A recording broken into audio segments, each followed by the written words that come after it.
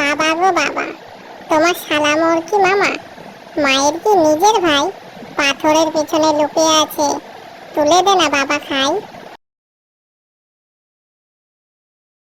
একটি ঘন জঙ্গলে বাঘ ও বাঘিনী আর তার দুই ছানা নিয়ে বাস করত।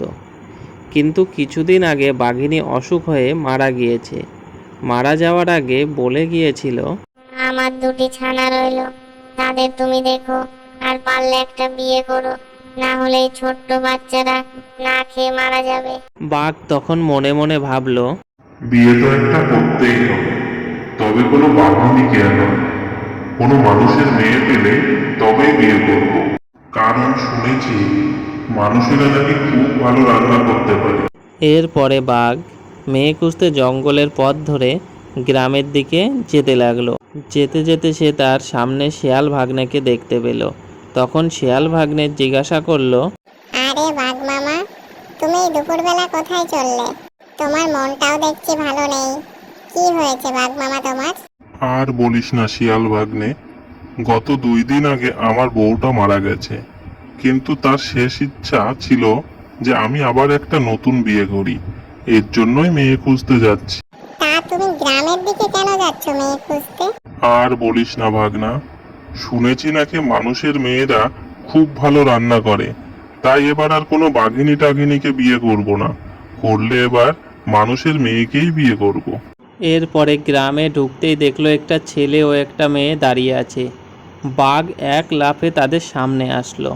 এই যে ছেলে, তুই বাড়ি যা, আর এই যে মেয়ে, কোনো কথা না বলে আমার পিঠে চড়ে বস। বাঘের কথা মতো ছেলেটি বাড়ি চলে যায় আর মেয়েটিকে পিঠে বসিয়ে নিয়ে জঙ্গলে চলে যায়। এদিকে ছেলেটি বাড়িতে এসে তার বাবা মাকে সমস্ত কথা জানালো।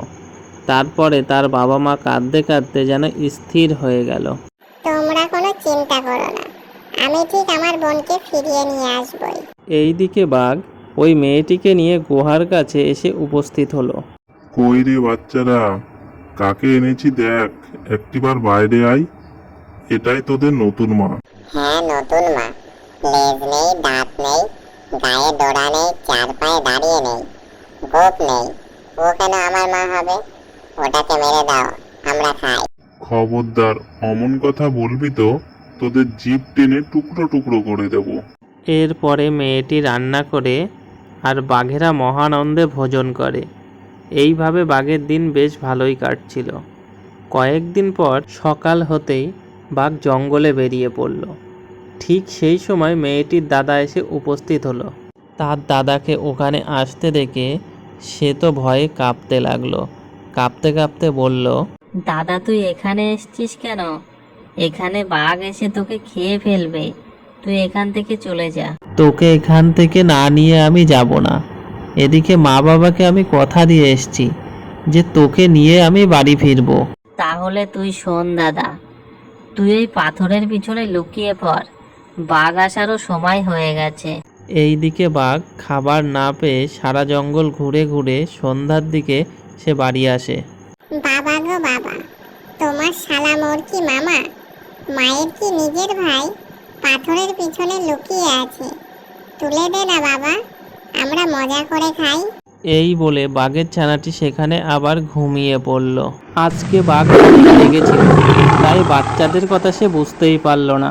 শান্তভাবে বাঘ যদি বাচ্চার কথা শুনতো আর যদি একটু ভাবতো, তাহলে বুঝে যেত মেয়েটির ভাই ওই পাথরের আড়ালেই লুকিয়ে আছে। শোন মেয়ে, আজ পিঠে বানাবি কেমন? বিকালবেলায় খাবো, দেখবি যেন ভালো হয় পিঠেটা। এরপরে বাঘ জঙ্গলের দিকে চলে গেল। তখন তার দাদা পাথরের আড়াল থেকে বেরিয়ে আসে। তারপরে মেয়েটি উনুন ধরিয়ে কড়াই চাপিয়ে দিল। তারপর তাতে তেল দিয়ে গরম করলো। শোন বাচ্চারা, কড়াইতে ঠান্ডা জল রেখে গেলাম। তোর বাবা জঙ্গল থেকে ফিরে এলে ভালো করে এই জল দিয়ে হাত মুখ ধুয়ে পিঠে খেতে বলি। দাদা, চল এবার পালাই। এদিকে বাঘ যখন জঙ্গল থেকে গুহায় ফিরে এলো, তখন তার বাচ্চারা বলল, বাবা বাবা, ওই কড়াইতে ঠান্ডা জল আছে, মুখ ধুয়ে নাও, পিঠে খাবে। তা তোদের মা কোথায় গেছে? মা কাঠ আনতে জঙ্গলে গেছে, এখনই চলে আসবে। ঠিক আছে, তাহলে যাই হাত মুখটা ধুয়েই আসি। এই দিকে বাঘ জানে না ওই কড়াইতে গরম তেল রাখা আছে। বাচ্চাদের কথা শুনে বাঘ গেল মুখ ধোয়ার জন্য।